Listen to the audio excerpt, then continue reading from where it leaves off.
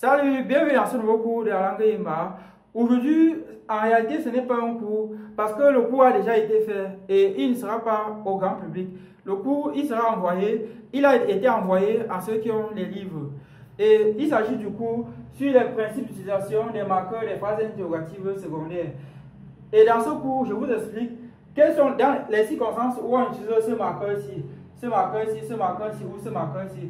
Parce que l'utilisation de ce marqueur, celui-ci, celui-ci ou celui-ci, leur utilisation ne s'équivalent pas.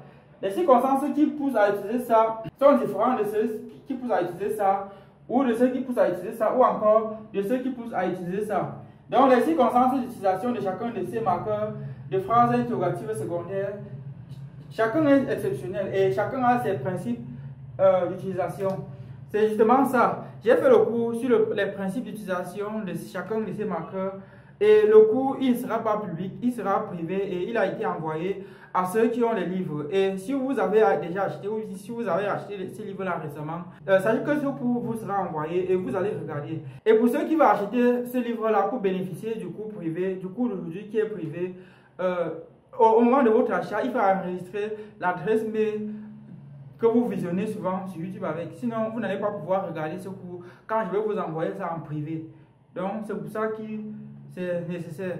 Et je profite d'aujourd'hui pour dire que pour ceux qui ont payé ces livres-là, vous aurez les mises à jour pendant les années à venir. Parce que je suis conscient qu'il y a des notions qu'il faut ajouter à l'intérieur. Et vous aurez donc les mises à jour gratuitement. Donc, à partir du moment où vous regardez cette vidéo-ci, les mises à jour seront gratuites pour vous pendant plusieurs années. Et notamment au moins jusqu'en 2030. Ça revient à dire que ceux qui ont acheté ces livres aujourd'hui ont l'avantage parce que si vous achetez ça plus tard, il y a une date où à ce moment-là, l'achat sera définitif.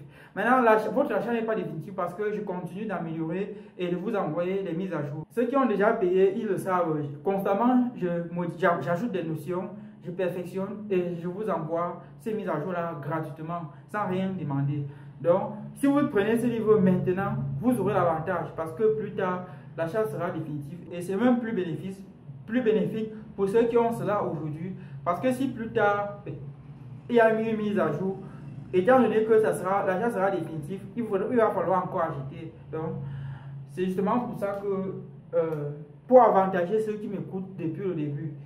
Parce que avant de prendre l'initiative où je vous envoie la mise à jour gratuitement, j'ai vu que les premiers abonnés devaient quand même bénéficier du fait qu'ils se sont abonnés plus tôt. Et ils ont aussi eu les livres plus tôt et ils se sont formés continuellement, contrairement à une personne qui va directement suivre et acheter ça pour de bon. Donc, le cours a été fait, mais le cours ne sera pas pour tout le monde. Parce que même si je mets tous les cours gratuitement, ça servira à quoi d'acheter des livres. Donc, j'espère que vous me comprenez et que vous comprenez la démarche.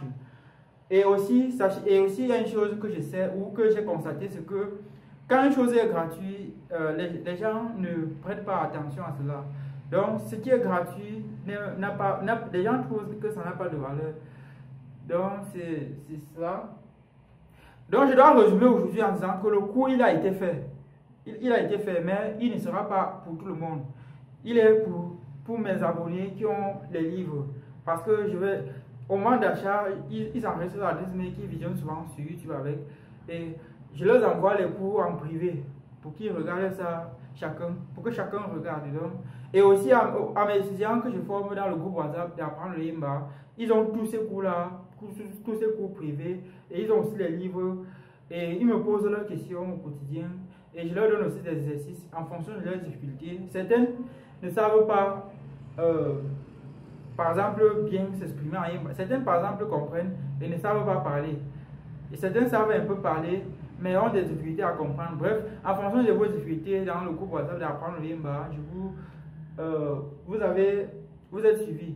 Et déjà que avant d'accéder au groupe, il faut les livres. C'est pour ça que le prix d'accès au groupe WhatsApp d'apprendre le Yimba contient aussi l'argent pour les livres. Donc voilà, c'est tout pour aujourd'hui. Aujourd'hui, il n'y a pas de cours, il ne devait pas avoir de cours. C'était juste pour vous rappeler, parce que certains pourraient croire que ça n'existe pas alors que ça existe. C'est pour ça que j'ai voulu juste rappeler aujourd'hui que ce cours existe, mais il n'est pas pour tout le monde. Donc voilà, on se dit à très bientôt pour ceux qui sont abonnés. Bye.